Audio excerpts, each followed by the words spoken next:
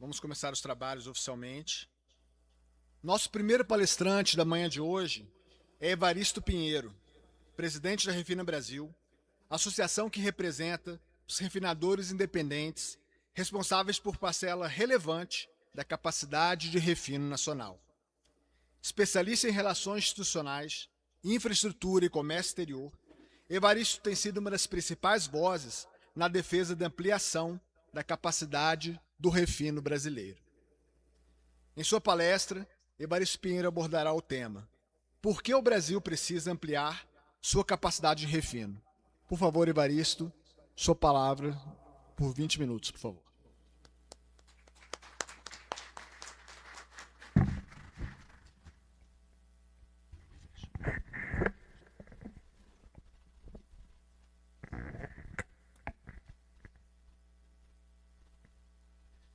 Bom dia a todos e a todas. Se me permitirem, eu vou falar de pé.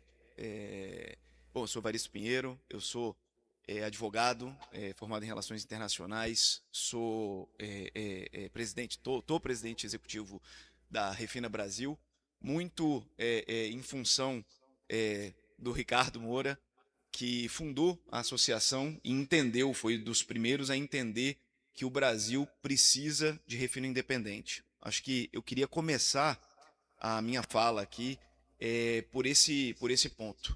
Eu acho que está aqui, né, quase na sede da Acessório e aqui, né, discutindo refino regional, representa essa visão que Ricardo, né, e o sócio dele, o Rafael, tiveram sobre a necessidade do Brasil ser independente, ser autossuficiente em refino.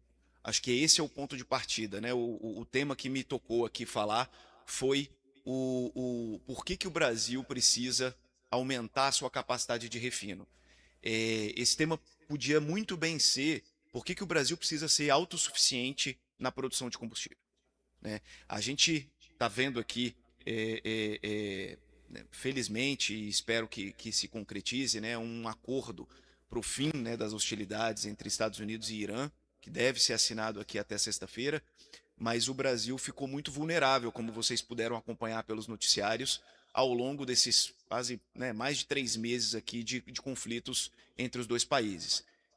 O fechamento do Estreito de Hormuz, que por onde passa ali 20% do petróleo, né, mundial, ele causou não só aumento de preço, mas ele causou risco evidente de desabastecimento.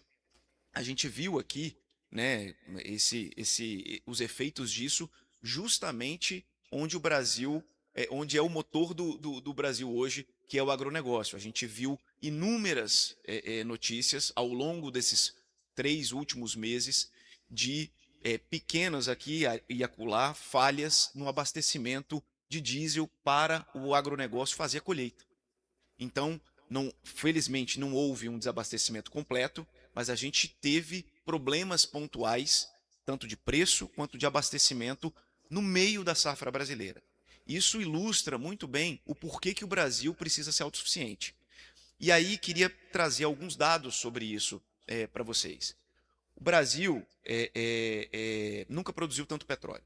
Tá? A gente hoje, Zé Mauro certamente vai saber falar melhor do que eu, mas hoje nós somos o nono ou o 10º maior produtor mundial de petróleo. Né? A gente, mês passado, produziu 5 milhões de barris equivalente, muito mais do que Emirados Árabes Unidos, por exemplo.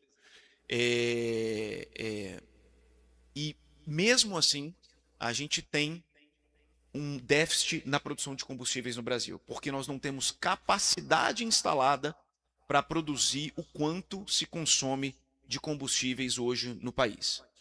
O Brasil importa cerca de 600 mil barris por dia, mesmo a gente tendo adição de etanol na gasolina, mesmo a gente tendo adição de biodiesel no diesel. Esse é um ponto importante, né? A Refina Brasil nunca falou contra a adição de etanol na gasolina, contra a adição de biodiesel no diesel.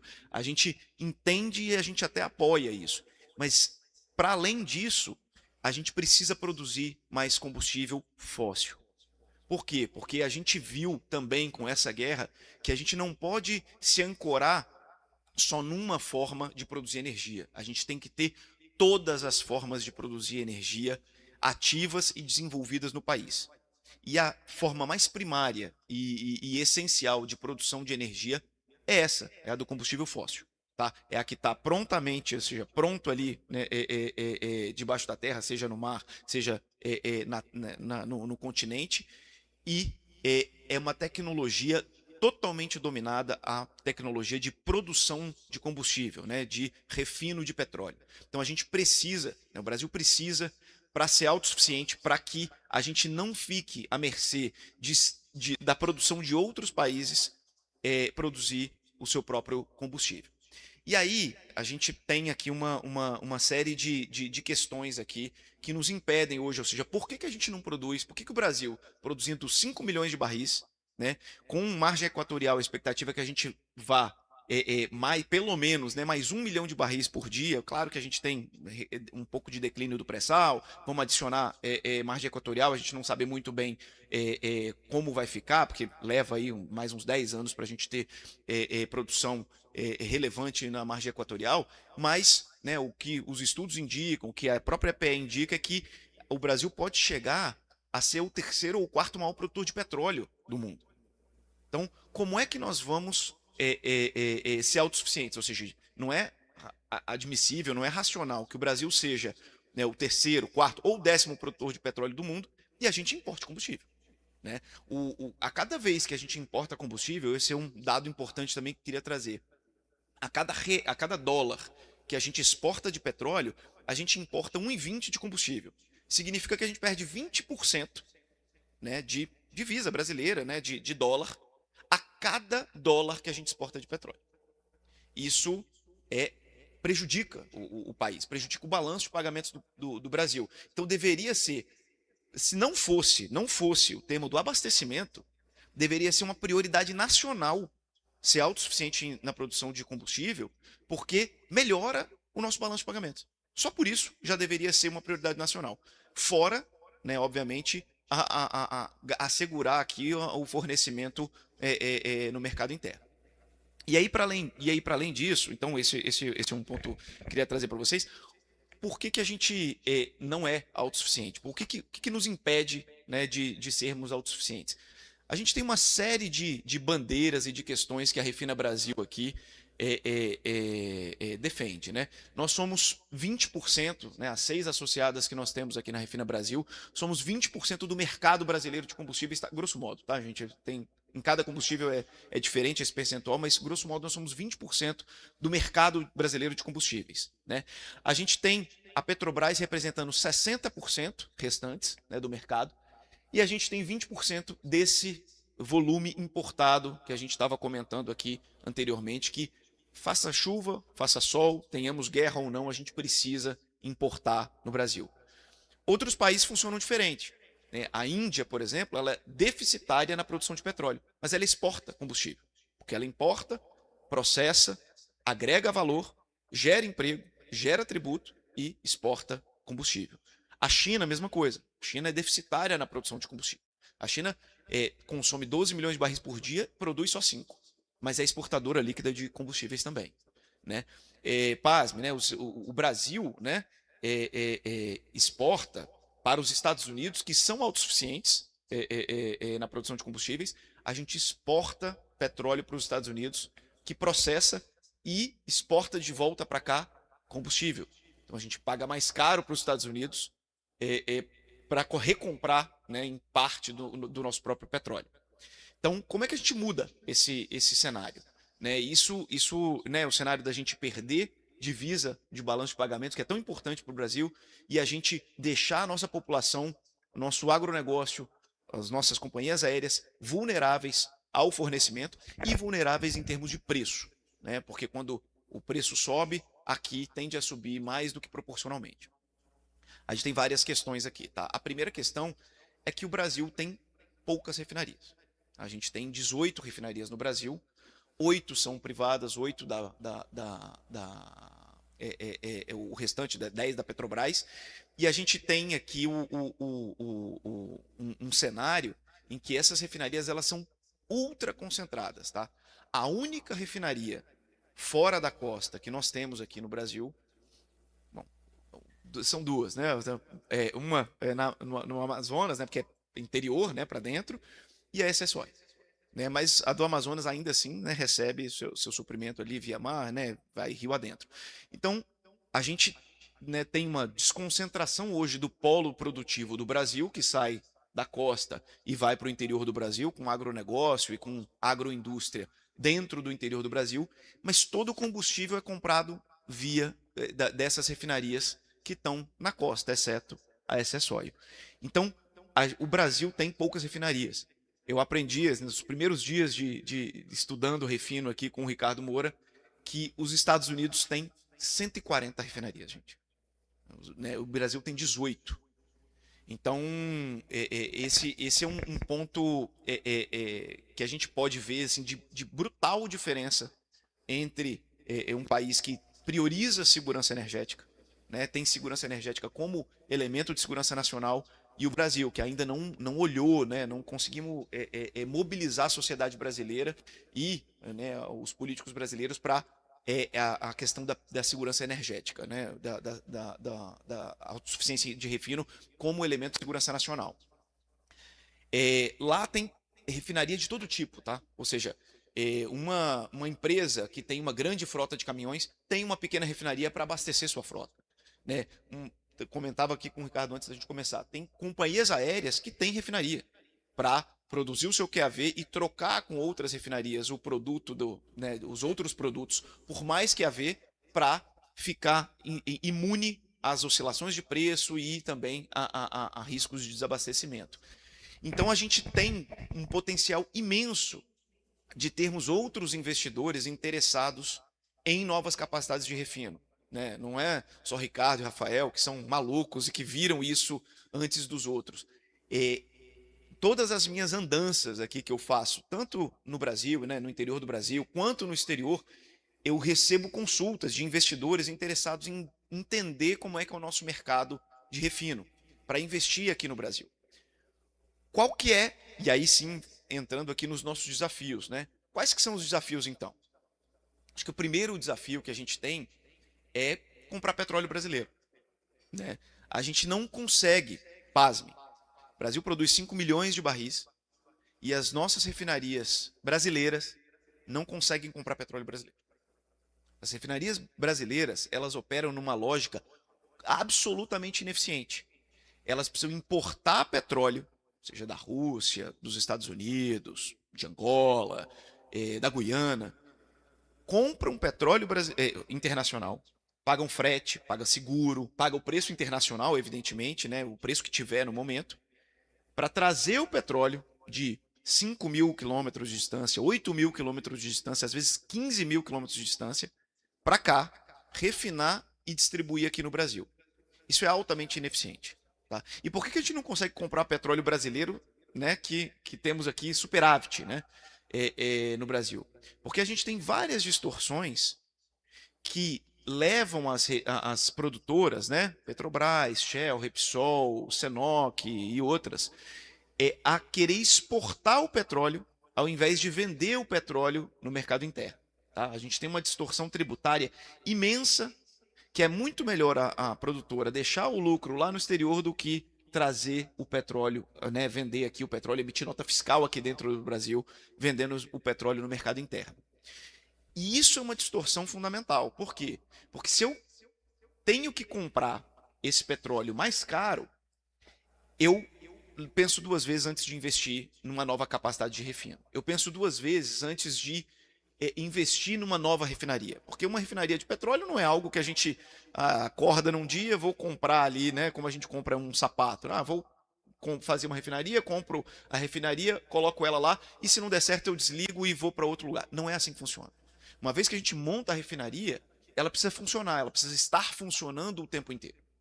Então, esse é um elemento essencial. Se eu não tenho garantia de que eu vou conseguir comprar o petróleo no tempo que eu preciso e num preço competitivo, e que esse petróleo não vai me faltar, a minha decisão de investimento não será por ampliar a capacidade ou por colocar uma nova refinaria no Brasil.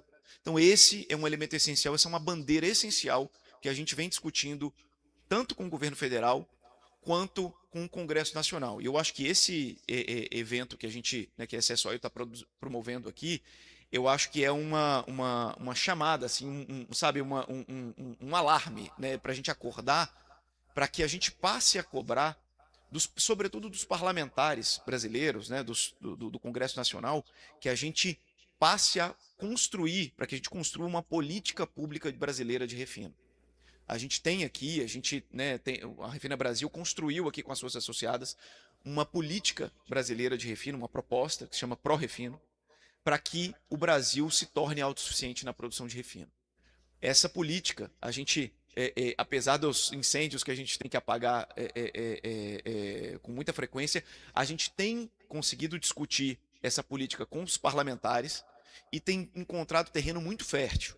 Né? Apesar de que com o governo federal a gente encontra mais resistência, porque o governo federal tem uma visão diferente de privilegiar a Petrobras em detrimento do investimento em refino privado, o que né, nos parece um contrassenso, porque, de novo, não é uma coisa ou outra, é uma coisa e outra. A gente pode ter as duas coisas. A gente pode ter, né, uma empresa forte, né, estatal em refino, e a gente pode ter investimento privado em refino coexistindo e fazendo o Brasil autossuficiente.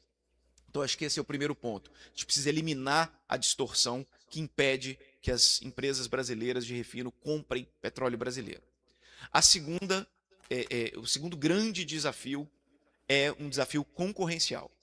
A gente tem, né, uma joia nacional, que é a Petrobras, e é uma empresa digna de respeito, de mérito, mas a gente tem que ter, né, do governo federal uma equidistância. Em que sentido? A gente precisa conseguir competir, né, ter uma condição de concorrência equânime com toda e qualquer empresa que se instale de refino no Brasil.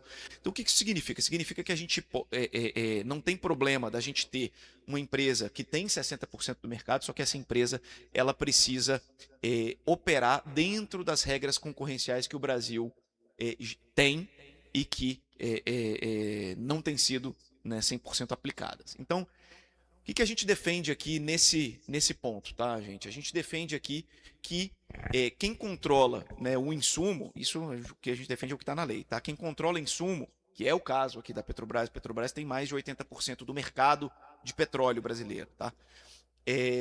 Não pode tratar diferente, ou seja, vender para sua própria refinaria um petróleo a um nível diferente do que ela poderia oferecer para as outras. Então, ou seja, a gente tem dois problemas. Eu não consigo comprar petróleo brasileiro. O segundo problema, se eu conseguisse comprar petróleo brasileiro, eu não conseguiria comprar com o mesmo preço que as refinarias da Petrobras. Então eu tenho uma condição de concorrência desigual. E isso, legalmente, pela lei, né, de defesa da concorrência, isso é ilegal. Então, essa é uma outra bandeira que a gente defende, que a gente consiga condições iguais, ou seja, a gente já teve isso no passado, tá? A Petrobras, ela quando vendia, né, para a BR Distribuidora os seus combustíveis e vendia para outras distribuidoras o mesmo combustível, ela não podia praticar preços diferentes. É a mesma coisa que a gente gostaria que acontecesse no mercado de petróleo.